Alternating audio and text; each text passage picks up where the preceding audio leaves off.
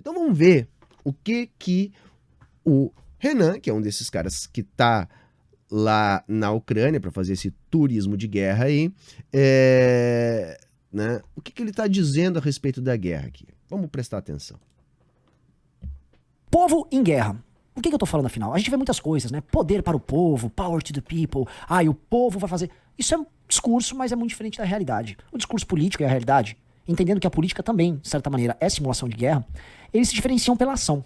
O que a gente começou a ver agora na Ucrânia é uma lição, tá? Uma lição que começa ali no Maidan, mas tem raízes históricas muito maiores, muito mais profundas. Eu vou falar da decisão tomada pela população ucraniana de pegar... Só uma dentro, viu que ele já faz essa menção ao Maidan, ele se identifica e ele valoriza o que aconteceu ali, né? Então, é importante a gente lembrar para onde que descambou o Euromaidan, né? Quais os grupos se fortaleceram, né? Basicamente grupos nazistas, né? E ele está se identificando com isso. Mas agora ele está puxando para que lado? Bom, ele vai falar da reação da população ucraniana frente ao que está acontecendo. Vamos prestar atenção. Pegarem armas e ir pra guerra para defender o seu país, tá? Tô cheio de depoimentos aqui e vou passar minha opinião sobre isso. Roda a vinheta. Olha só, dominações e invasões, elas têm características muito loucas, né? E em alguns lugares, por exemplo, um país determinado é invadido, porque a elite política, a elite dirigente é derrotada, às vezes ela foge, ela faz um acordo com o adversário, as forças militares elas são derrotadas, por vezes elas se entregam, por vezes elas são compradas. Via de regra, o que define muito a natureza, até do banho de sangue, eventualmente, de uma invasão, a ação dessa população. Muitas populações se comportam apenas como vítima.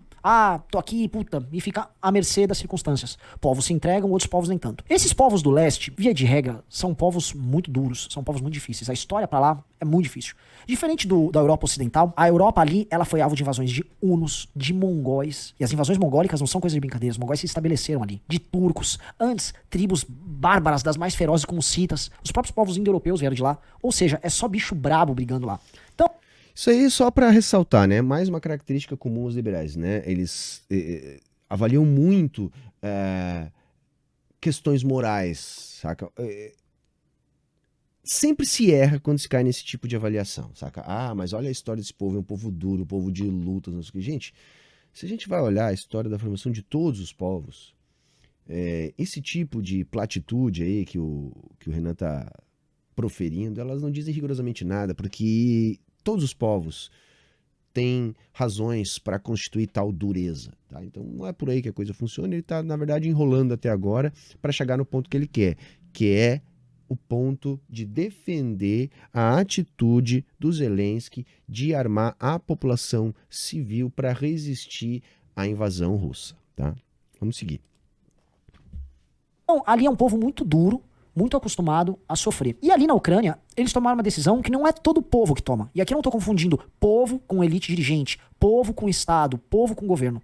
O povo ucraniano decidiu que ele não vai ficar à mercê da nova União Soviética. A decisão dos ucranianos de... Como é que é? Ele falou ali? Como é que é? Decidiu que ele não vai ficar à mercê da nova União Soviética. A decisão... Pariu, mas que nova União Soviética, mano? Tá louco, meu.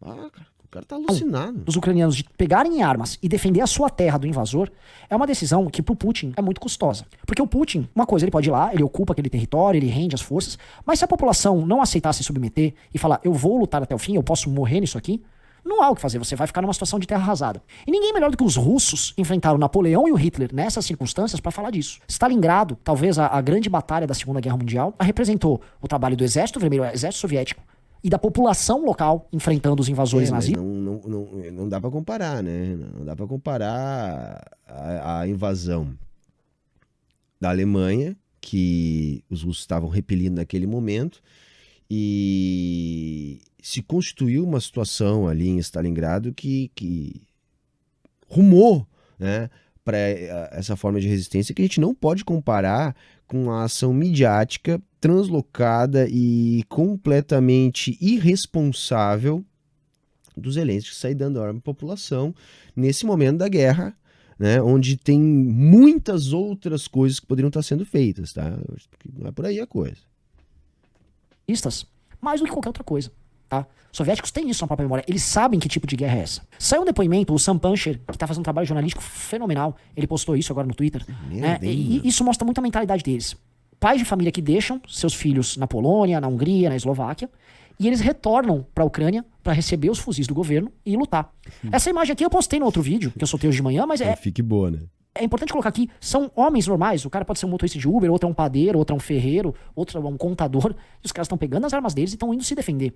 Tá? Esse é um cenário para o invasor que é um cenário muito difícil. Tá? É um cenário difícil porque pode rolar um banho de sangue muito maior do que seria se não houvesse essa estratégia do governo, né? Por exemplo, assim, o que eu tenho acompanhado é que as forças ucranianas estão se embretando no meio de bairros civis, né? Para obrigar os ataques russos a atacar essas regiões civis, por exemplo. Né? Outra coisa que o Renan não está falando ali é o seguinte, não tem liberdade para os homens da Ucrânia não quererem participar desse conflito, né? Eles não podem abandonar o país, eles estão sendo forçados, né, inclusive por outros civis, a participar dessa luta. Outro problema seríssimo. Não é razoável imaginar, tá, que você possa fabricar coquetéis Molotov, dar rifles para a população civil ucraniana resistir ao exército treinado russo. Não é razoável imaginar isso. A gente já está vendo cenas na internet das pessoas hostilizando os blindados. O que pode ocasionar aquilo que vai servir apenas como propaganda de guerra. Porque se um blindado desses resolve atirar num carro que jogou um coquetel Molotov, o carro se transforma em poeira. Enquanto que se o coquetel Molotov atingir o blindado, não vai acontecer nada com o blindado, né? A outra questão, onde vão parar essas armas todas? Tem mais armas chegando na Ucrânia do que soldado disposto a lutar. Então essas armas estão sendo distribuídas para quem? Então já está rolando formação de milícias, já está rolando guerra entre esses grupos.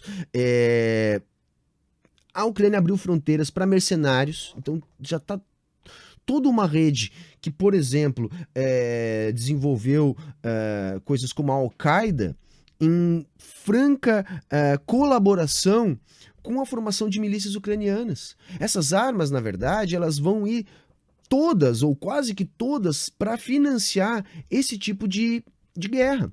Então você está armando grupos nazistas, grupos jihadistas, você está armando milícias. Por exemplo, o Zelensky está concedendo perdão para prisioneiros que tenham eventualmente experiência militar. Que tipo de prisioneiro que tem experiência militar que está lá na Ucrânia? Normalmente pessoas ligadas a grupos neonazis. Então, o que está se formando lá com a resistência das pessoas não é uma heróica e brava resistência ao invasor. Não, é um cenário que vai produzir uma guerra muito mais prolongada do que poderia ser se fosse uma guerra rápida entre exércitos, já que o exército ucraniano não tem como resistir. Então quem perde nisso tudo é só a Ucrânia. É lógico, gente, que quando você consegue o apoio da população para resistir, fica mais difícil para o invasor. Isso não tem a menor dúvida disso. Fica mais difícil para o invasor.